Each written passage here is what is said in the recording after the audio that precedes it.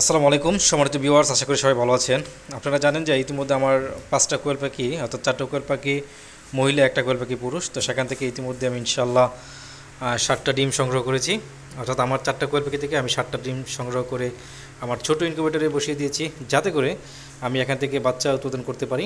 এবং যদিও আমার লস হয়, তো সেক্ষেত্রে আমার একটা শখ বা ইচ্ছা, আমার এই 4টা কোয়েল পাখি থেকে আমি আমার বড় সরে আমি কোয়েল পাখির একটি খামার করবো ইনশাল্লাহ। তো আপনাদের দোয়া একান্তভাবে কাম্য।